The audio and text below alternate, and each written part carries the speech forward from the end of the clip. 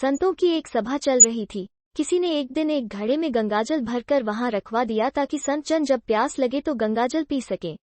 संतों की उस सभा के बाहर एक व्यक्ति खड़ा था। उसने गंगाजल से भरे घड़े को देखा तो उसे तरह तरह के विचार आने लगे। वो सोचने लगा, आहा, यह घड़ा कितना भाग्यशाली है।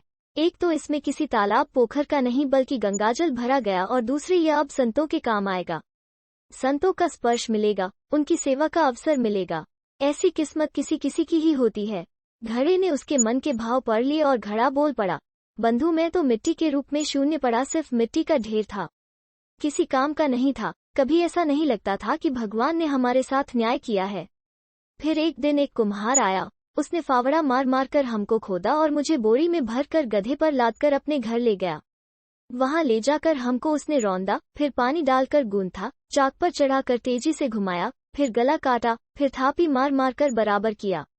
बात यही नहीं रुकी, उसके बाद आंवले के आग में झोंक दिया जलने को। इतने कष्ट सहकर बाहर निकला तो गधे पर लादकर उसने मुझे बाजार में भेजने के लिए लाया गया। वहां भी लोग मुझे ठोक ठोक कर देख रहे थे कि ठीक है कि नहीं। ठोकने पीटने के बाद मेरी कीमत लगाई भी तो क्या, बस 20 से 30 रुपए। मैं तो पल पल यही सोचता रहा कि हे ईश्वर, सारे अन्याय मेरे ही साथ करना था। रोज एक नया कष्ट, एक नई पीड़ा देते हो। मेरे साथ बस अन्याय ही अन्याय होना लिखा है। लेकिन ईश्वर की योजना कुछ और ही थी। किसी सज्जन ने मुझे खरीद लिया और जब मुझ में गंगाजल भरकर संतों की सभा में भेज दिया, तब मुझे आभास हुआ कि कुम्हार का वो फावड़ा चलाना भी उसकी की कृपा थी। उसका मुझे वो गूंथना भी उसकी की कृपा थी। मुझे आग में जलाना भी उसकी की मौज थी, और बाजार में लोगों के द्वारा ठोके जाना भी उसकी ही मौज थी। अब मालूम पड़ा कि मुझ पर सब उस परमात्मा की कृपा ही कृपा थी। दरअसल बुरी परिस्थितियां हमें इतनी विचलित कर देती हैं कि हम उस परमात्मा के अस्तित्व पर भी प्रश्न उठाने लगते हैं और खुद को कोसने लगते हैं। क्यों हम सब में शक्ति नहीं होती उसकी लीला समझने की?